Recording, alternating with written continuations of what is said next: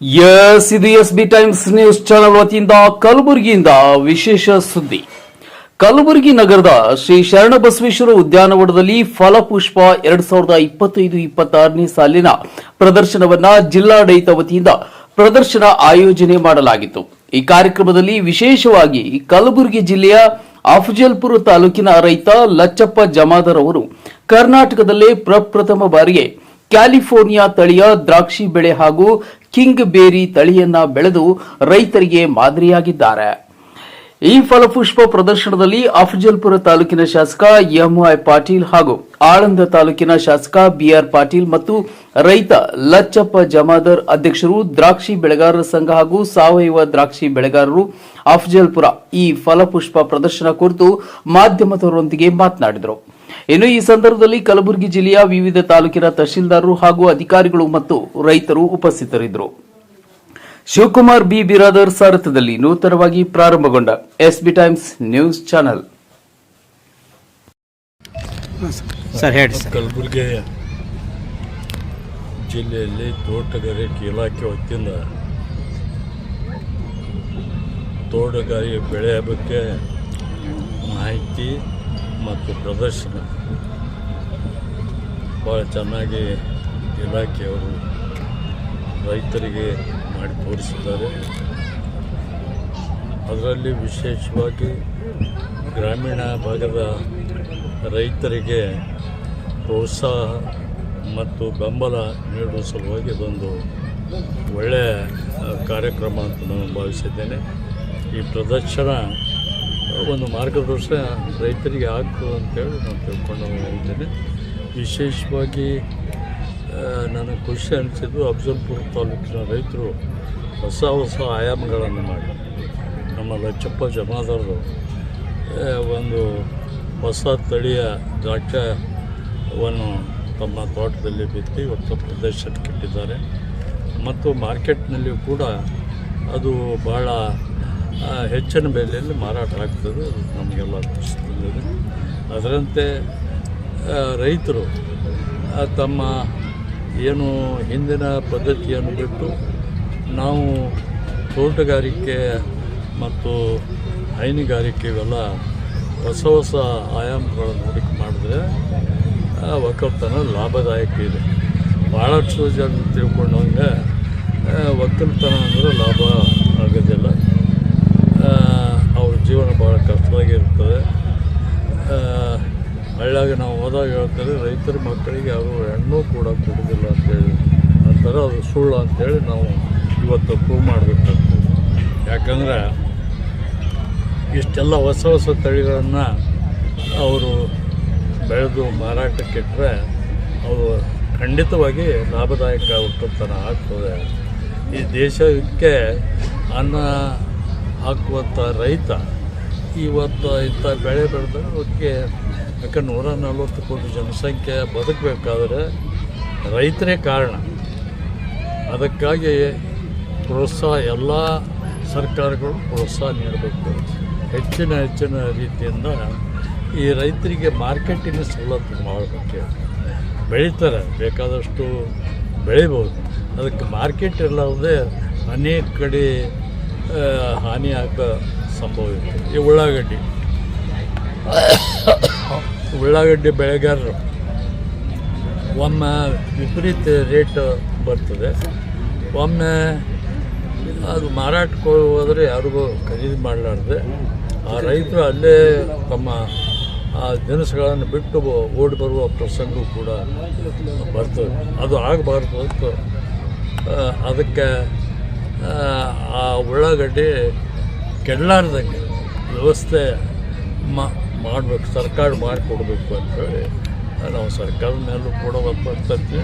ರೈತರು ಕೂಡ ಅಂಥ ಬೆಳೆಗಳನ್ನು ಬೆಳಿಬೇಕಾದ್ರೆ ಭಾಳ ಜಾಗೃತಿಯಿಂದ ಬೆಳೆದ್ರೆ ಲಾಭದಾಯಕ ಆಗ್ತದೆ ಅಂತ ಹೇಳಿದ್ದೀನಿ. ಇವತ್ತು ಆ ತೋಟಗಾರಿಕೆ ಇಲಾಖೆಯವರು ಭಾಳ ಒಳ್ಳೆಯ ಕೆಲಸ ಮಾಡಿದ್ದಾರೆ. ಅವರಿಗೆ ಶುಭ ಹಾರೈಸಿ ಒಳ್ಳೆಯದಾಗಲಿ ಅಂತೇಳಿ ನನ್ನ ನಗರದಲ್ಲಿ ನಾನು ಮತ್ತು ಹಿರಿಯರಾದ MY ಪಾಟೀಲ್ ಶಾಸಕರು ನಮ್ಮ ಜೊತೆಗೆ ಅನೇಕ ಮುಖಂಡರು ಸೇರಿ ಈ ಹಣ್ಣು ಹಂಪಲ ಮತ್ತು ಕಾಯಿಪಲ್ಯ ಪ್ರದರ್ಶನ ಏನು ಇಲಾಖೆಯವರು ಮಾಡಿದ್ದಾರೆ ನೋಡಿದ್ದೀವಿ.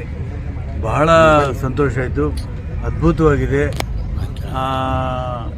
ಇದು ಬೇರೆಯವರು ಕೂಡ ಪ್ರೇರಣೆ ಕೊಡ್ತದೆ. ನಮ್ಮ ಜಿಲ್ಲೆಯಲ್ಲಿ ಕಾಯಿಪಲ್ಯ ಬೆಳೆಯುವಂಥ ಪ್ರದೇಶ ಅಂದರೆ ಪ್ರಮುಖವಾಗಿ 3 ತಾಲೂಕು, ಒಂದು ಆಳಂದ, ಅಫಜಲ್ಪುರ ಮತ್ತು ಕಲಬುರಗಿ. ಇಡೀ ಕಾಯಿಪಲ್ಯ ಇಷ್ಟು ಶಹಾಬಾದ್, ವಾಡಿ, ಚಿತ್ತಾಪುರ್, ಸೇಡಂ ಮತ್ತು ಶಾಪುರ್, ಯಾದಗಿರ್ ಈ ಕಡೆಲ್ಲ ಹೋಗ್ತದೆ. ಎಲ್ಲಿವರೆಗೆ? ಮುಂಬೈವರೆಗೆ ಹೋಗ್ತದೆ, ಕಲ್ಕತ್ತಾವರೆಗೆ ಹೋಗ್ತದೆ. ಆದರೆ ಸರ್ಕಾರದಿಂದ ಎಷ್ಟು ಪ್ರೋತ್ಸಾಹ ಸಿಗಬೇಕಾಗಿತ್ತು ಅಷ್ಟು ಸಿಗೋಕ್ಕಾಗ್ತಾಯಿಲ್ಲ. ಈ ವರ್ಷ ನಾವು ಬಜೆಟ್ನಲ್ಲಿ ಒಂದು 3 ಕಡೆ ಆದರೂ ಕೋಲ್ಡ್ ಸ್ಟೋರೇಜ್ ಮಾಡಬೇಕು ಅಂತ ಚರ್ಚೆ ಮಾಡಿದ್ದೀವಿ, ಮುಖ್ಯಮಂತ್ರಿಗಳಿಗೆ ಬಿಟ್ಟಂಥ ವಿಷಯ. ಆದರೆ ನಮ್ಮ ರೈತರಿಗೆ ಬೆಲೆಯಲ್ಲಿ ಮೋಸ ಆಗೋದಿಲ್ಲ. ಪಾಪ ಅನೇಕ ಜನ ಟೊಮೆಟೊ ಬೆಳೀತಾರೆ, ಬೆಲೆ ಸಿಗೋದಕ್ಕೆ ಬಿಸಾಕಿ ಹೋಗ್ತಾರೆ. ಹಾಕ್ಕೊಡೋದು ಅಂಥೇಳಿ ಕೋಲ್ಡ್ ಸ್ಟೋರೇಜು ಮಾಡಬೇಕು ಅಂತ ಚಿಂತನೆ ಮಾಡ್ತಾಯಿದ್ದೀವಿ. ಅದಾದರೆ ನಮ್ಮ ರೈತರಿಗೆ ಇನ್ನೂ ಅನುಕೂಲ ಆಗ್ತದೆ. ಸರ್, ಲಚ್ಚಪ್ ಜಮಾ ಸರ್ ಒಂದು ಕ್ಯಾಲ್ಫ್ರಮ್ ಒಂದು ಹೊಸ ದ್ರಾಕ್ಷಿ ಬೆಳೆ ಇದೆ. ನಮ್ಮ ರೈತರು ಅವ್ರನ್ನ ಅಭಿನಂದಿಸ್ತೀನಿ. ನಮ್ಮ ಕಲಬುರಗಿ ಜಿಲ್ಲೆ ಅಫಜಲ್ಪುರ ತಾಲೂಕಿನ ಒಂದು ಹಳ್ಳಿಯಿಂದ ವಿದೇಶಕ್ಕೆ ನಮ್ಮ ದ್ರಾಕ್ಷಿ ಹೋಗ್ತಂದರೆ ಅವೆಲ್ಲ ಹೆಮ್ಮೆ ಪಡ್ಕೋಬೇಕು. ಇಂಥ ರೈತರು ಅನೇಕ ಜನ ಮುಂದೆ ಬರಬೇಕು. ಒಂದು ಸಮಸ್ಯೆ, ನಾನು ಕೂಡ ದ್ರಾಕ್ಷಿ ಬೆಳೀತಿದ್ದೀವಿ, ಆದರೆ ಬೆಲೆಯಲ್ಲಿ ಭಾಳ ನಮಗೆ ಲಾಭ ಸಿಗ್ತಾಯಿಲ್ಲ. ಕಳೆದ 25-30 ವರ್ಷಗಳಿಂದ ಏನು ಬೆಲೆ ಇತ್ತು ಟೇಬಲ್ ಫ್ರೂಟ್ಸು, ಇವತ್ತು ಕೂಡ ಅದೇ ಬೆಲೆ ಇದೆ. ಹಾಗಾಗಿ ಭಾಳ ಜನ ರೈತರು ದ್ರಾಕ್ಷಿಯನ್ನು ತೆಗೆದಿದ್ದಾರೆ. ಈಗ ಏನಾದರೂ ಬೆಲೆ ಸ್ಥಿರೀಕರಣ ಮಾಡಿದ್ರೆ ಇನ್ನೂ ಜನ ಕ್ಷೇತ್ರಕ್ಕೆ ಮುಂದೆ ಬರ್ತಾರೆ. ಲಚ್ಚಪ್ಪನಂತವರು ಇನ್ನೂ ಅನೇಕ ಜನ ಇದ್ದಾರೆ. ಇದು ಕಡಿಮೆ ನೀರಲ್ಲಿ ಬೆಳೆಯುವಂಥ ಬೆಳೆ ಇದು, ಮತ್ತು ನೈಸರ್ಗಿಕ ವಿಕೋಪ ಇದೆ, ಭಾಳ ಇದೆ. ಕೆಲವು ಸಲ ಆನೆಕಲ್ಲು ಬೀಳ್ತವೆ, ಬಿರುಗಾಳಿ ಬೀಸ್ತದೆ, ಮಳೆ ಬರ್ತದೆ. ಹಾಗಾಗಿ ರೈತರು ಪಾಪ ಅದಕ್ಕೆ ಇನ್ಶೂರೆನ್ಸು ಪಾಲಿಸಿ ಮಾಡ್ತಾ ಇದ್ದಾರೆ ಅಂತ ಗೊತ್ತಾಗಿದೆ. ಇನ್ಶೂರೆನ್ಸ್ ಮಾಡಿಸಿದ್ರೆ ಭಾಳ ಜನ ಮುಂದೆ ಬರ್ತಾರೆ. ಸರ್ ಹೇಳ್ರಿ.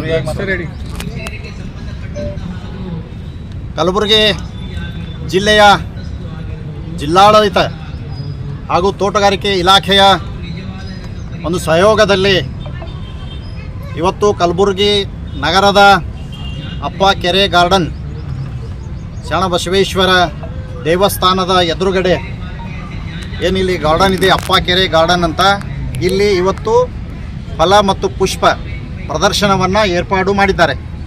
ತೋಟಗಾರಿಕೆ ಇಲಾಖೆಯ ಎಲ್ಲ ಅಧಿಕಾರಿಗಳು ಇವತ್ತು ನಮ್ಮ ಜಿಲ್ಲೆಯಲ್ಲಿರುವಂಥ ಎಲ್ಲ ರೈತರ ಒಂದು ಬೆಂಬಲದೊಂದಿಗೆ ನಮ್ಮ ರೈತರು ಬೆಳೆದಿರುವಂಥ ಬೆಳೆದಿರುವಂಥ ಹಣ್ಣುಗಳನ್ನು ಇಲ್ಲಿ ಪ್ರದರ್ಶನ ಮಾಡೋದರ ಜೊತೆಗೆ ಇವತ್ತು ಕೆಲವು ರೈತರು ತಮ್ಮ ಸ್ವಂತ ಜಮೀನಲ್ಲಿ ಬೆಳೆದಿರುವಂಥ ಹಣ್ಣುಗಳು ಇವತ್ತು ಒಂದು ಮಾರಾಟ ಮಳಿಗೆಯ ವ್ಯವಸ್ಥೆ ಕೂಡ ಜಿಲ್ಲಾಡಳಿತ ಮಾಡಿದ್ದಾರೆ, ಅದು ಕೂಡ ಮಾಡ್ತಾ ಇದ್ದಾರೆ. ಅದೇ ರೀತಿ ಇನ್ನೂ ಅನೇಕ ರೈತರು ಬೆಳೆದಿರುವಂಥ ಎಲ್ಲ ಹಣ್ಣುಗಳು ಇವತ್ತು ತರಕಾರಿಯಾಗಿರ್ಬೋದು, ರೈತರ ಏನು ಉತ್ಪಾದನೆ ಮಾಡ್ತಾರೋ ಎಲ್ಲ ವಸ್ತುಗಳನ್ನು ಇಲ್ಲಿ ಒಂದು ಪ್ರದರ್ಶನಕ್ಕೆ ಅವಕಾಶ ಮಾಡಿಕೊಟ್ಟಂತೆ ಇಲ್ಲಿ ಎಲ್ಲರೂ ತಮ್ಮ ತೋಟದಲ್ಲಿ ಬೆಳೆದಿರುವಂಥ ಹಣ್ಣುಗಳು ತಂದಿದ್ದಾರೆ. ಅದೇ ರೀತಿ ಇವತ್ತು ನಾವು ಕಲಬುರಗಿ ಜಿಲ್ಲೆಯ ಅಫಜಲ್ಪುರ ನಮ್ಮ ಸ್ವಂತ ಜಮೀನಿನಲ್ಲಿ ಇವತ್ತು ಬೆಳೆದಿರುವಂಥ ಏನು ಕ್ಯಾಲಿಫೋರ್ನಿಯಾದ ಒಂದು ತಳಿ ದ್ರಾಕ್ಷಿ, ಇದು ಕ್ಯಾಲಿಫೋರ್ನಿಯಾ ತಳಿಯನ್ನು ನಾವು ಇಲ್ಲಿ ಇವತ್ತು ಮಹಾರಾಷ್ಟ್ರದ 11 ಜನ ರೈತರು ಮತ್ತು ಕರ್ನಾಟಕದಲ್ಲಿ ನಾವು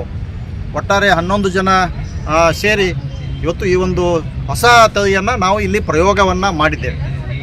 ಸುಮಾರು 2 ವರ್ಷಗಳಿಂದ ನಾವು ಅದನ್ನು ಇಲ್ಲಿ ಬೆಳೀತಾ ಇದ್ದೀವಿ. ಇಲ್ಲಿಯ ಒಂದು ವಾತಾವರಣಕ್ಕೆ ಇವತ್ತು ಬಹಳ ವ್ಯವಸ್ಥಿತವಾದಂಥ ಒಂದು ಹಣ್ಣು ಇವತ್ತು ಬಂದಿದೆ. ಇವತ್ತು ಈ ಕ್ಯಾಲಿಫೋರ್ನಿಯಾ ತಳಿ ಏನಿದೆ ಇದು ಇವತ್ತು ವಿದೇಶದಲ್ಲಿ ಕೂಡ ಭಾರಿ ಬೇಡಿಕೆ ಇದೆ. ಅದರಲ್ಲಿ ಕರ್ನಾಟಕದಲ್ಲಿ ಇವತ್ತು ಫಸ್ಟ್ ಅದು ನಮ್ಮ ಒಂದು ತೋಟದಲ್ಲಿ ನಾವು ಈ ಒಂದು ಪ್ರಯೋಗ ಮಾಡಿದ್ದೀವಿ. ಇವತ್ತು ಅದರ ಗಾತ್ರ ಅದೆಲ್ಲ ನಾವು ನೋಡ್ಬೋದು.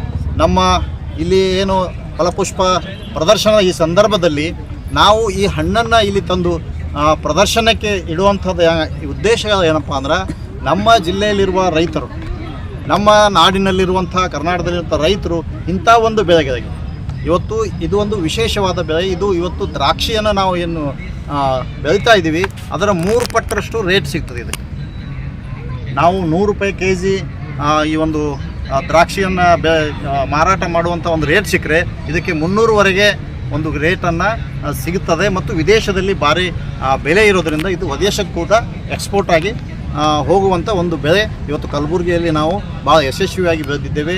ನಮ್ಮ ಭಾಗದ ರೈತರು ಈ ಒಂದು ಬೆಳೆಗಳನ್ನು ನೋಡಿ ಇವತ್ತು ರೈತರ ಯಾವ ವಿಧಾನವನ್ನು ಪ್ರಯೋಗ ಮಾಡ್ತಾ ಇದ್ದಾರೆ. ರೈತರ ಒಂದು ಕೃಷಿ ಚಟುವಟಿಕೆಯಲ್ಲಿ ತೋಟಗಾರಿಕೆ ಇಲಾಖೆಯಲ್ಲಿ ಇವತ್ತು ಸರ್ಕಾರ ಬಹಳಷ್ಟು ಒತ್ತನ್ನು ಕೊಟ್ಟು ಬದಲಾವಣೆ ಹಿಂದಿನ ನಮ್ಮ ಪದ್ಧತಿಯನ್ನು ಬಿಟ್ಟು ಹೊಸ ಪದ್ಧತಿಗಳನ್ನು ಅಳವಡಿಸಿಕೊಂಡು ಇಳುವರಿಯನ್ನು ಹೆಚ್ಚಿಗೆ ಪಡಿಬೇಕು. ಮತ್ತು ಬೇರೆ ಬೇರೆ ದೇಶದಲ್ಲಿರ್ಬೋದು ಯಾವ ವೆರೈಟಿಗೆ ಡಿಮ್ಯಾಂಡ್ ಜಾಸ್ತಿ ಇದೆ ಅಂಥ ವೆರೈಟಿಯನ್ನು ನಾವು ಬೆಳಿಬೇಕು. ಹಾಗಾಗಿ ಇಲ್ಲಿ ನಮ್ಮ ರೈತರು ಇವತ್ತು ಏನು ಈ ಒಂದು ಫಲಪುಷ್ಪ ಪ್ರದರ್ಶನದಲ್ಲಿ ಇಲ್ಲಿ ಬಂದು ಅವರೆಲ್ಲವೂ ಕೂಡ ನೋಡಿ ತಮ್ಮ ತೋಟದಲ್ಲಿ ಆಸಕ್ತಿ ಇದ್ದವರು ಅದೆಲ್ಲ ತಮ್ಮಲ್ಲಿಯೂ ಕೂಡ ಒಂದು ಪ್ರಯೋಗ ಮಾಡಿ ಹೆಚ್ಚಿನ ಲಾಭ ನಮ್ಮ ರೈತರು ಪಡಿಬೇಕಾಗಿದೆ. ಇವತ್ತು ಎಲ್ಲಿ ನೋಡಿದ್ರು ಕೂಡ ಏನು ಭಾಳ ಅಂದ್ರೆ ತೊಗರಿ ಬೆಳಿತೀವಿ, ಜೋಳ ಬೆಳಿತೀವಿ, ನಮ್ಮ ಭಾಗದಲ್ಲಿ ಇವತ್ತು ಕಬ್ಬು ಬೆಳೀತಾ ಇದ್ದೀವಿ. ಆದರೆ ಆ ಒಂದು ಕ್ರಾಪಿಗೆ ಹೋಲಿಸಿದಾಗ ಇದರ ಆದಾಯ ಅದಕ್ಕೆ ಭಾಳ ವ್ಯತ್ಯಾಸ, ಅದು ಸಂಬಂಧ ಇಲ್ಲಾರ್ದಂಥದ್ದು ಆಗ್ತದೆ. ಹೀಗಾಗಿ ನಮ್ಮ ರೈತರು ಇಂಥ ಒಂದು ಬೆಳೆಗಳಿಗೆ ಮಾದರಿಯಾಗಿ ಇವತ್ತು ತಮ್ಮ ತೋಟದಲ್ಲಿ ಕೂಡ ಈ ಬೆಳೆಯನ್ನು ಬೆಳಿಬೋದು. ಇವತ್ತು ಕರ್ನಾಟಕದಲ್ಲಿ ಇದು ಒಂದೇ ಸಿಗೋದಿಲ್ಲ.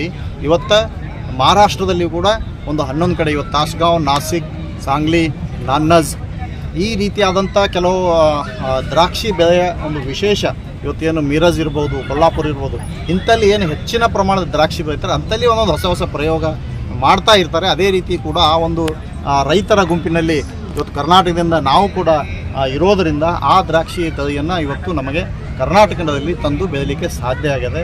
ಇವತ್ತು ಇದರ ಬೆಲೆ ಸುಮಾರು 200ರಿಂದ 300ವರೆಗೆ ಬೆಲೆ ಸಿಗ್ತಾ ಇದೆ. ಇದರಿಂದ ಆದಾಯ ಕೂಡ ಹೆಚ್ಚಿಗೆ ಸಿಗ್ತದೆ.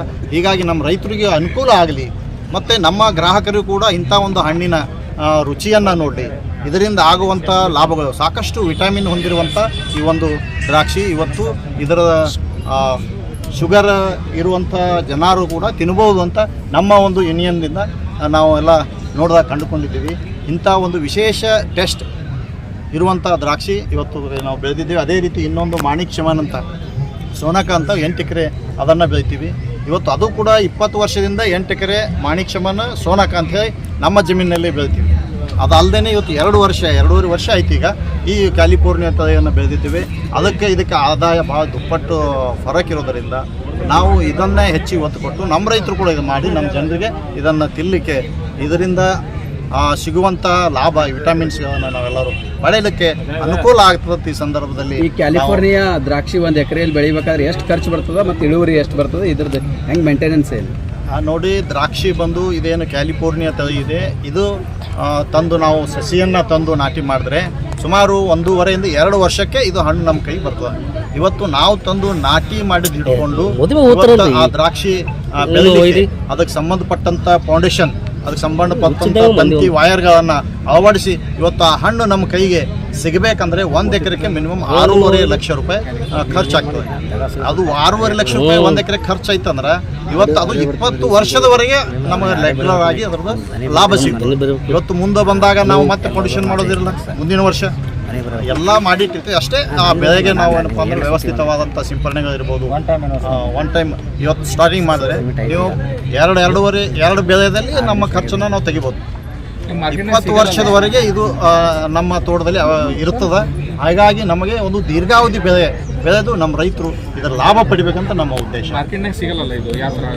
ಈಗ ನೋಡಿ, ಮಾರ್ಕೆಟ್ನಲ್ಲಿ ಇದು ಹೊಸದಾಗಿ ಇರುವಂಥದ್ದು ಇರೋದರಿಂದ ನಾವು ನಮ್ಮ ಒಂದು ನಂಬರ್ಗಳನ್ನು ಇವತ್ತು ಕೊಡಬೇಕಂತೇಳಿ ನಮ್ಮ ಇಲ್ಲಿ ಕೃಷಿ ಇಲಾಖೆಯ ನಮ್ಮ ರಾಜು ಗಗ್ಗೆಲಿ ಅಂತ ಹೇಳಿ ಅವರು ವಿಜ್ಞಾನಿಗಳಿದ್ದಾರೆ ಕೃಷಿ ಇಲಾಖೆಯ ಅವರು ಕೂಡ, ಮತ್ತು ತೋಟಗಾರಿಕೆಯ ನಮ್ಮ ಸಂತೋಷ್ ಸರ್ ಇನಾಮದಾರ್ ತೋಟಗಾರಿಕೆ ಜಿಲ್ಲಾ DD ಇದ್ದಾರೆ. ಅವರು ಕೂಡ ಇಂಥ ಒಂದು ಮಳಿಗೆನೇ ಅಲ್ಲೇ ಇತ್ತು ಮಾರಾಟಕ್ಕೆ ಒಂದು ವ್ಯವಸ್ಥೆ ಮಾಡೋಣ ಅಂತ ಹೇಳಿದಾಗ ನಾವೆಲ್ಲರೂ ಇಲ್ಲ, ಆ ರೀತಿ ಆಗಲ್ಲ, ಪ್ರದರ್ಶನವನ್ನು ಮಾಡೋಣ, ನಮ್ಮ ರೈತರು ನೋಡಲಿ. ಅದಾದ ನಂತರ ಕೂಡ ಕೆಲವೊಬ್ಬರಿಗೆ ಯಾರಿಗಾದರೂ ಇದು ಬೇಕು ಅಂತಂದರೆ ಅವರಿಗೆ ತೋಟದಿಂದ ನೇರವಾಗಿ ಅವರೊಂದು ನಂಬರ್ ಕೊಟ್ಟರೆ ನಮ್ಮವರೊಬ್ಬರು ಇರ್ತಾರೆ, ಅವ್ರ ನಂಬರ್ ಕೊಟ್ಟರೆ ಅವರಿಗೆ ನೇರವಾಗಿ ಇಲ್ಲಿ ಕಲಬುರಗಿ ಒಂದು ಕಡೆ ತಂದು ಕೊಡ್ತೀವಿ. ಅದು ತೋಟದಿಂದ ಡೈರೆಕ್ಟ್ ತಂದು ಕೊಡ್ತೀವಿ.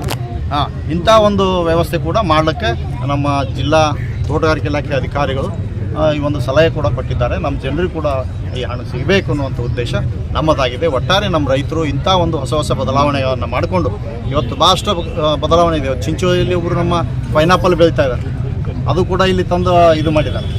ಹೀಗೆ ಒಂದೊಂದು ಬದಲಾವಣೆಯನ್ನು ನಮ್ಮ ರೈತರು ಅಳವಡಿಸಿ ನಮ್ಮ ರೈತರು ಆದಾಯವನ್ನು ಹೆಚ್ಚಿಸ್ಕೋಬೇಕು, ನಮ್ಮ ರೈತರಿಗೆ ಅನುಕೂಲ ಆಗಬೇಕನ್ನುವ ನಮ್ಮ ಉದ್ದೇಶ. ಈ ದ್ರಾಕ್ಷಿ